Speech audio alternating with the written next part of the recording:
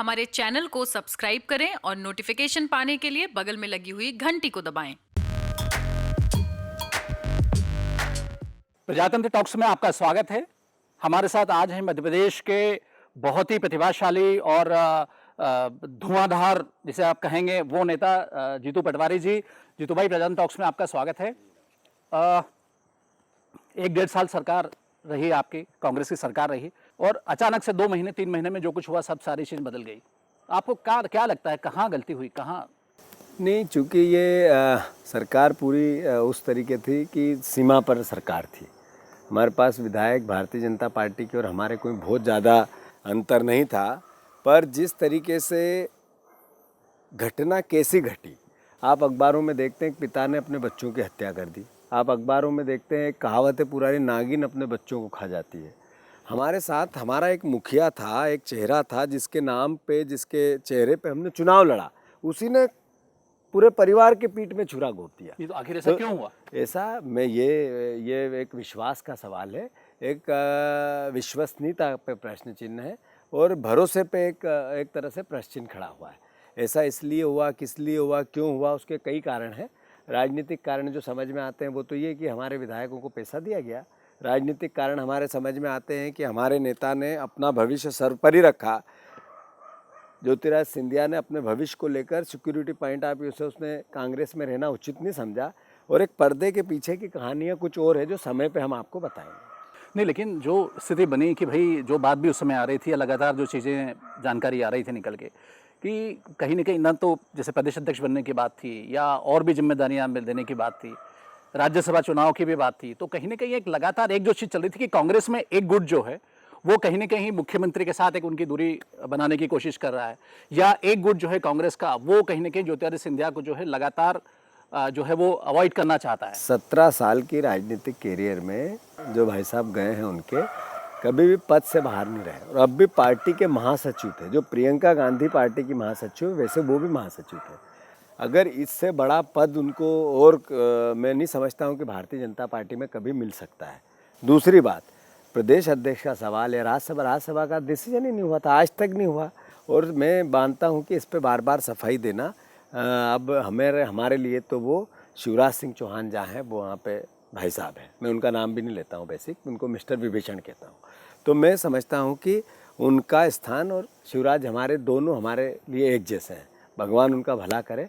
पर मैंने कहा बेटे, बच्चों, परिवार की हत्या करने वाला जैसा बाप होता है वैसा कांग्रेस पार्टी के लिए हमारे भाई साहब थे, मिस्टर विभीषण। तो वो उस चैप्टर को हम भूल गए और मैं नहीं मानता हूँ कि मैं नफरत से कह रहा हूँ, घृणा से कह रहा हूँ, हताशा से कह रहा हूँ। मैं मानता हूँ कि ईश्वर जो करता है अच्छे के लिए करता है, शायद इसमें कुछ अच्छा होगा हम लोगों का। लेकिन देखिए, ये मामला सिर्फ जाना ज्योतिरादित्य सिंधिया जी का जाना नहीं है, 22 लोग एक साथ गए हैं, एक बड़ा नंबर है।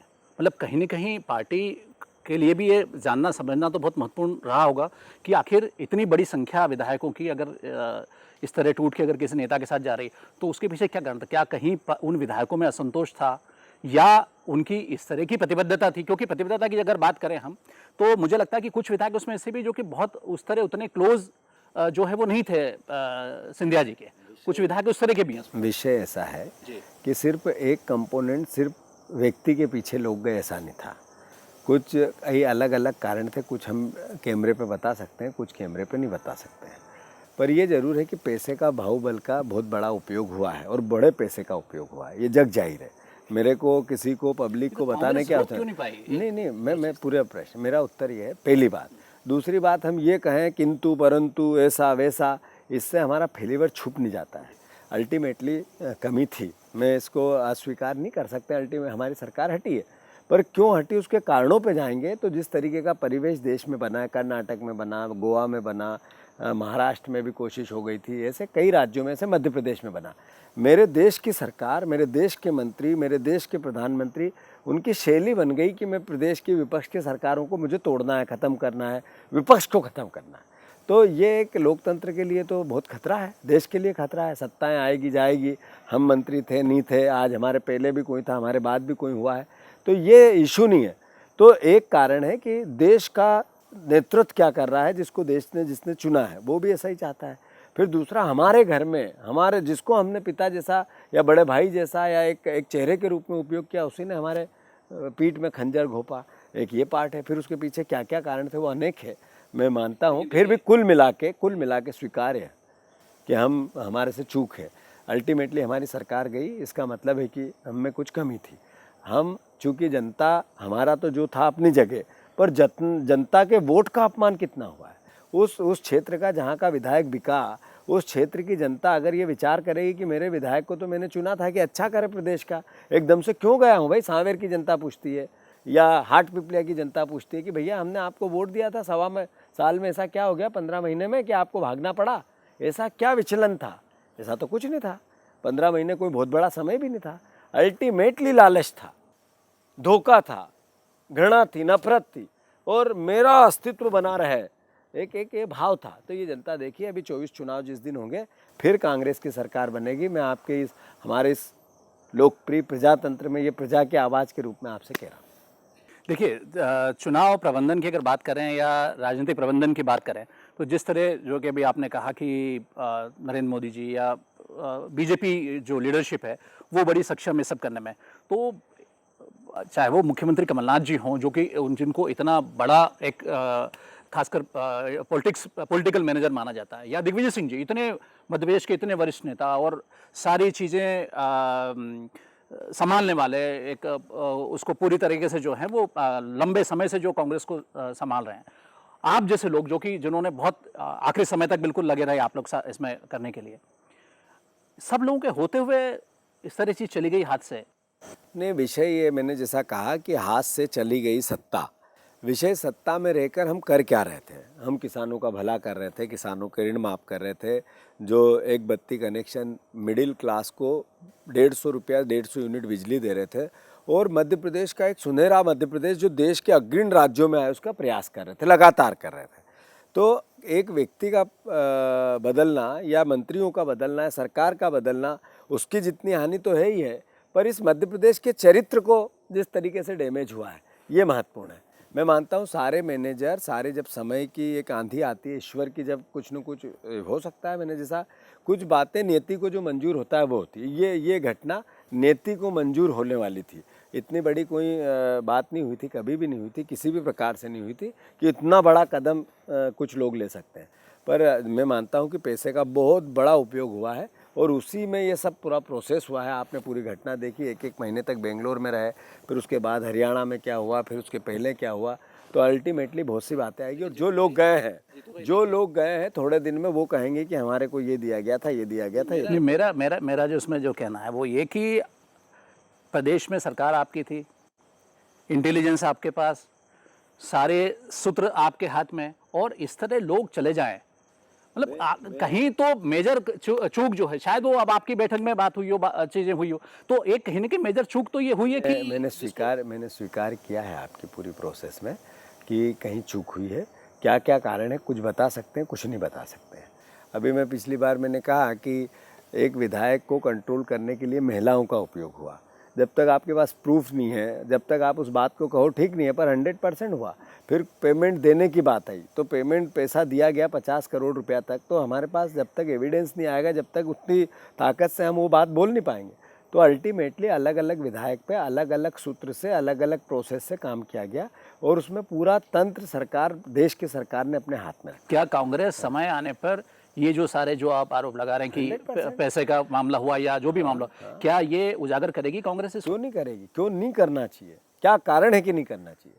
100% करेगी, सही समय पे करेगी। और मैं मानता हूँ कि पूरी परिस्थिति के बाद जिस तरीके से मध्य प्रदेश की जनता ने देखा है, अभी 24 चुनाव होंगे, उसके बाद इनको हराएगी। और जब कांग्रेस आएगी, जब आप भी, जनता भी बेसिक विचलित हुई है। क्या इंदौर शहर में कमलनाथ जिस तरीके से काम कर रहे थे, इंदौर की जनता खुश थी या नहीं थी? हमारे मध्य प्रदेश के किसान खुश थे या नहीं खुश थे? आज किसानों की हालत क्या है?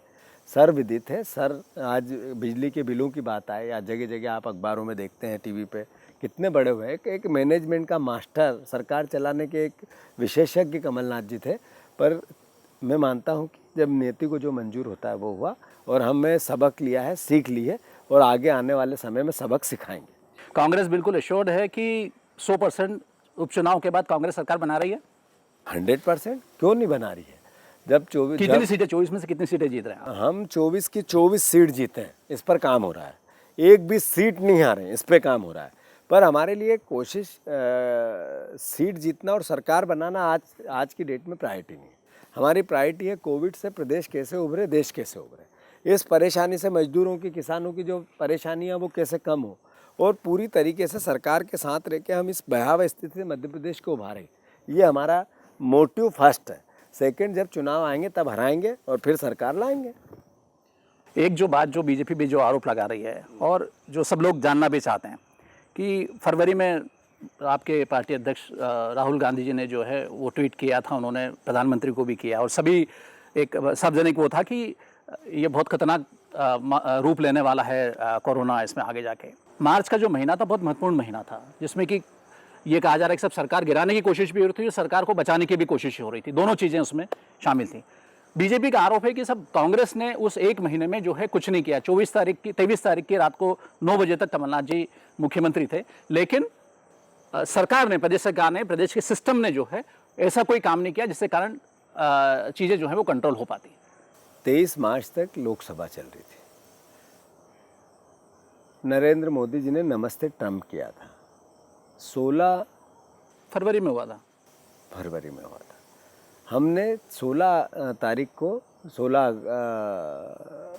तारीख को हमने निर्णय लिया कि विधानसभा कोविड के कारण आगे बढ़ाई जाए। जब भारतीय जनता पार्टी आदरणीय शिवराज सिंह चौहान और नेता इसकी मजाक उड़ा रहे थे। कमलनाथ जी जब विश्व की हमारे जितने हेल्थ की ऑर्गेनाइजेशन जिसने इमरजेंसी घोषित की, जब उनने नहीं की थी उससे पहले मध्य प्रदेश जाग गया था।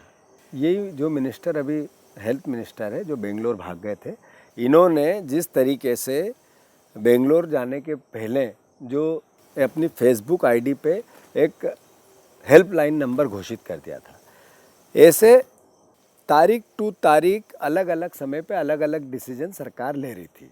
यही कारण था कि कोविड की भारतीय जनता पार्टी मजाक उड़ा। कौन कौन से डिसीजन हुए अपन इस पे बात करें? जैसे कि जो जिलावार कलेक्टर्स को बोल दिया गया था किस तरह की इमरजेंसी आएगी, इसकी तैयारी नहीं, लेकिन इंदौर में तो कोई तैयारी नहीं हुई थी उसको लेकर। तो इंदौर में तैयारी क्यों नहीं हुई थी? तैयारी नहीं होती तो जो एयरपोर्ट के माध्यम, इंदौर कलेक्टर ने कहा कि एयरपोर्ट के थ्रू कोविड यहाँ आया, तो फिर एयरपोर्ट रोकने की या वहाँ पे चेक करने की अथॉरिटी किसके पास थी? एयरपोर्ट की केंद्र की थी। एयरपोर्ट की अथॉरिटी तो केंद्र के पास थी। और इंदौर का जहाँ तक, लेकिन हॉस्पिटल बनाना, उसका हॉस्पिटल तैयार करवाना, हर जिले में एक हॉस्पिटल को कोविड के लिए तैयार करने के निर्देश दे दिए गए थे।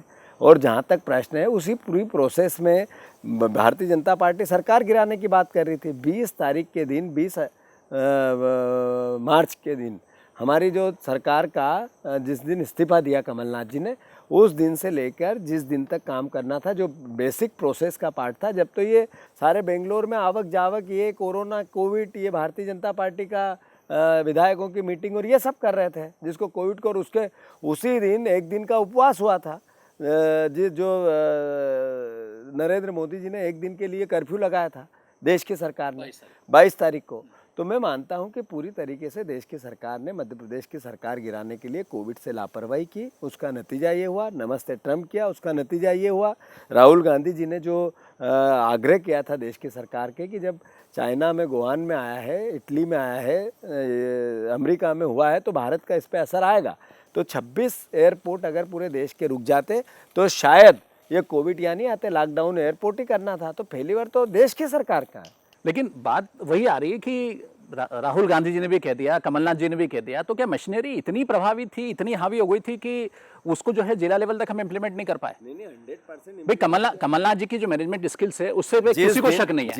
जिस दिन मैंने कहा कि 20 तारीख के बाद या 18 तारीख के बाद जब ये प्रोसेस चला, जिस दिन तक कोर्ट 16 तारीख को हमारी विधानसभा का सत्र हुआ और उसके बाद 18 से 19 तारीख तक हम कार्यकारी मुख्यमंत्री रह गए, उनके हाथ में उतना ताकत नहीं बची। उस बीच में जो लापरवाहियाँ हुई और जब और ताकत से काम करना, जब भारतीय जनता पार्टी सरकार गिरा रही थी, जब कोविड को लेकर देश की सरकार नहीं जागी थी, विश्व के जितनी एजेंसियां वो नहीं जागी, हेल्थ एजेंसियां वो नहीं जागी थी, तब कमलनाथ जागे थे। नहीं तो क्या किया था? मैंने वही जाना था, सरकार ने क्या क्या किया था?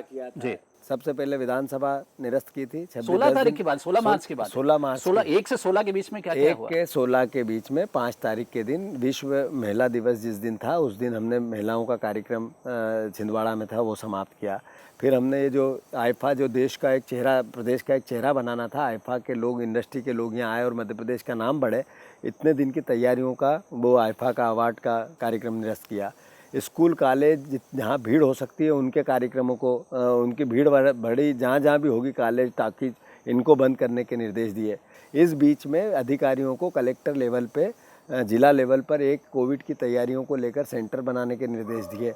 जो कोविड को लेकर मरीजों को भर्ती करना है उस तरह की तैयारियां कैसे और लैब कैसे बने, इसके निर्देश दिए गए।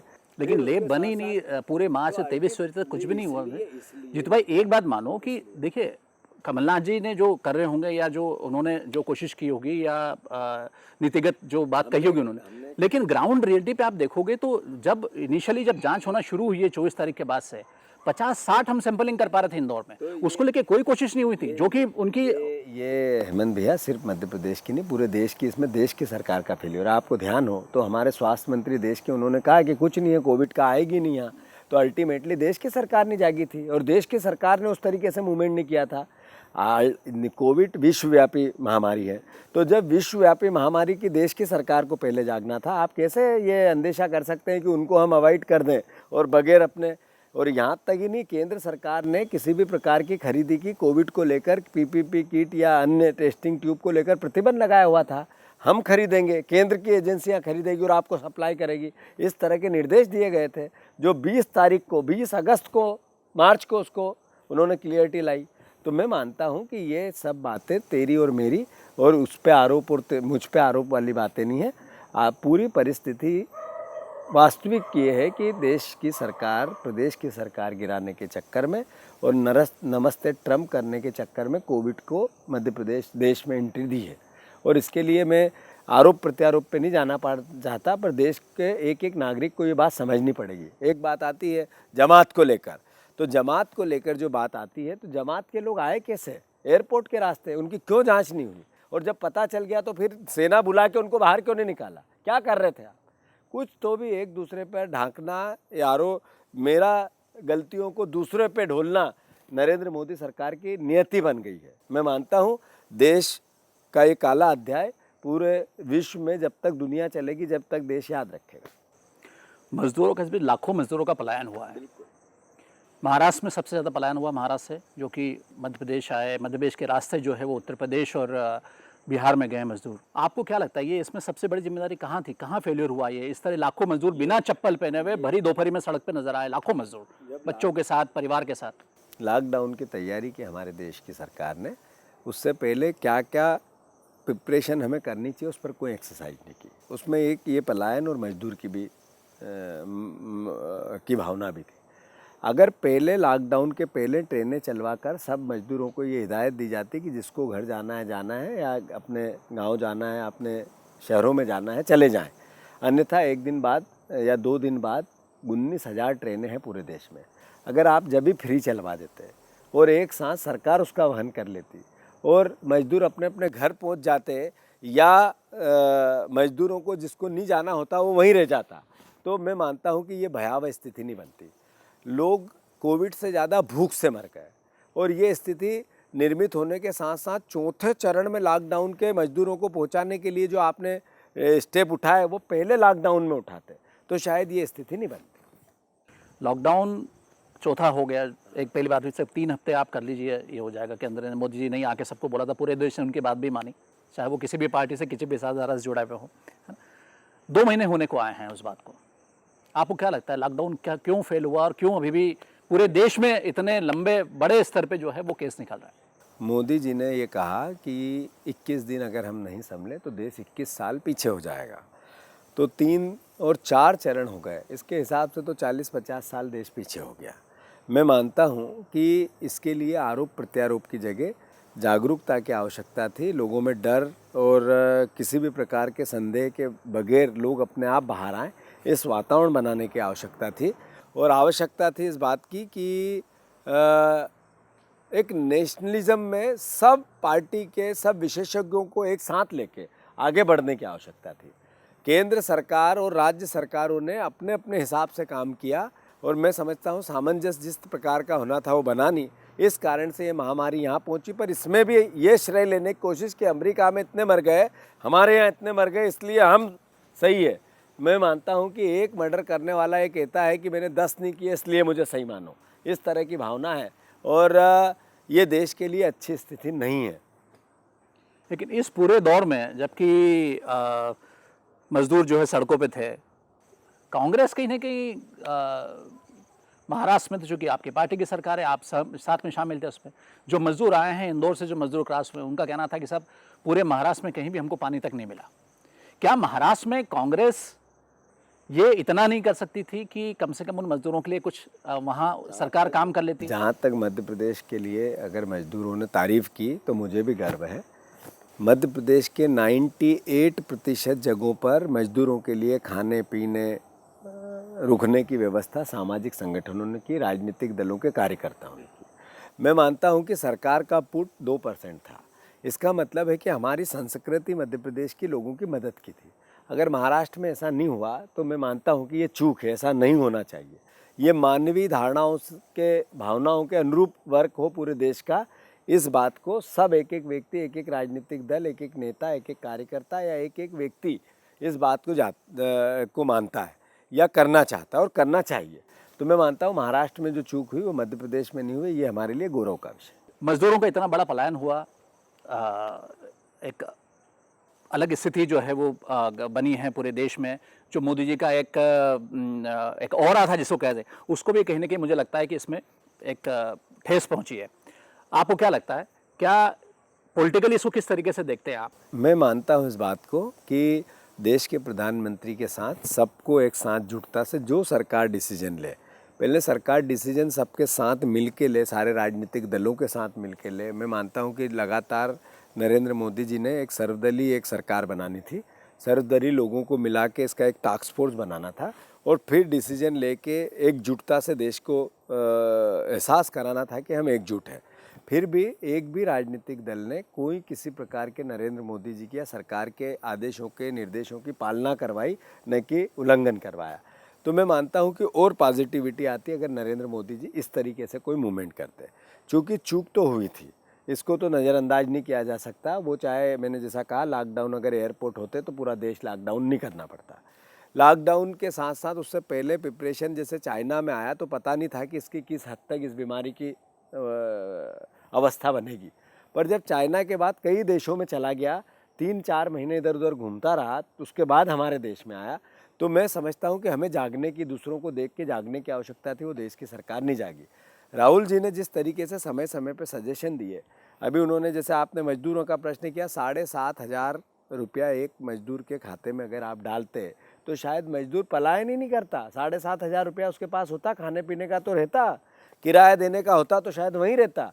वापस जाना, वापस आना, जो साइकिल आपकी प्रोडक्शन की या इंडस्ट्री की ख़त्म हो गई उसको फिर से बनाना, इन सब से हम बचते। तो मैं मानता हूं कि इन सब परिस्थितियों में सरकार के फेलिवर है और जो समय पे देश को अलग अलग समय पे भुगतना पड़ेगा। तो ये थे जीतू पटवारी जी, जो मध्य प्रदेश में कोरोना की स्थिति, देश में जो इस समय मजदूरों का पलायन और बाकी स्थितियां हैं, उन पर खुलकर उन्होंने अपने दिल की बात कही। प्रजातंत्र टॉक्स के अगले कार्यक्रम में फिर हम आपके साथ एक नए गेस्ट के साथ मौजूद होंगे। तब तक के लिए बहुत बहुत शुक्रिया, धन्यवाद।